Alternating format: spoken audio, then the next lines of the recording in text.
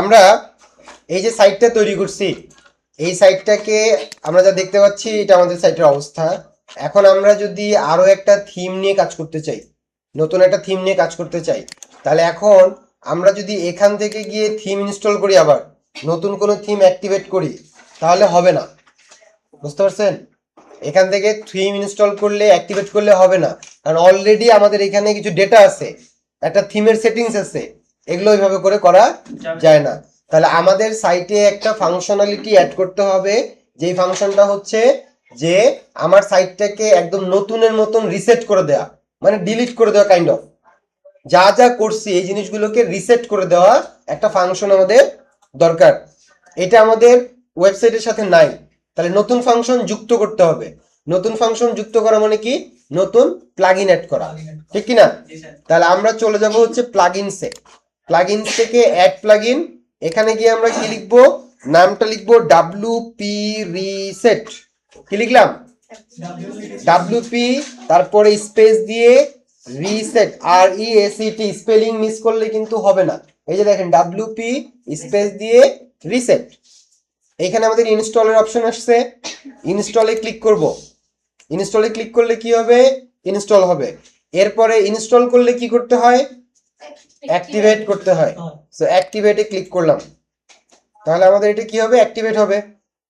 হইছে? অ্যাক্টিভেট হয়ে গেছে। এখন গতকালকে বলছিলাম না যে কিছু কিছু জিনিস আমাদের টুলসের মধ্যে থাকে? এই যে দেখেন এই সেটিংসটা আমরা পাবো টুলসের মধ্যে। এই যে টুলসের মধ্যে সবার নিচে আছে কি? WP রিসেট আছে না? আমরা এই WP রিসেটে গেলাম। যদি আমরা এখানে যাই, তাহলে আমাদের এখানে রিসেট করার কিছু অপশন দেখাবে। প্রথমে কি দেখাচ্ছে? কিছু মার্কেটিং প্রমোশনাল কিছু কন্টেন্ট। আমরা নিচের দিকে একটু যাব, ওইটা বাইরে ক্লিক করছি, এবার নিচের দিকে একটু আসব। এখানে দেখেন সাইট রিসেট বলে একটা কথা আছে, একটা সেকশন আছে, আছে।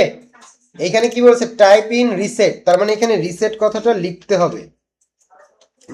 দেখেন লিখছি রিসেট, RESET লিখছি না? লিখার পরে রিসেট সাইটে ক্লিক করব, তাহলে আমাদেরকে একটা পপ আপ উইন্ডো দিবে, রিসেট ওয়ার্ডপ্রেস।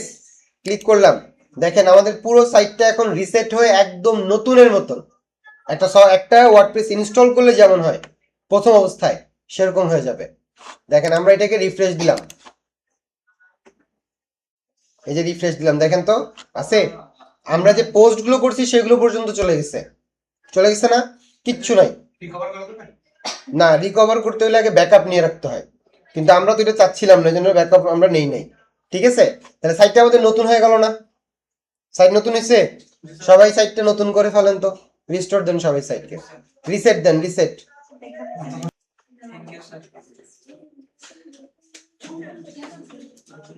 দেখেন সাইট রিসেট হয়ে যাওয়ার পরে যদি আমরা আবারও নতুন করে কোনো থিম ইনস্টল করতে চাই, তাহলে আগের নিয়ম, অ্যাপিয়ারেন্স থেকে থিমস, থিমসের ভিতরে গিয়ে,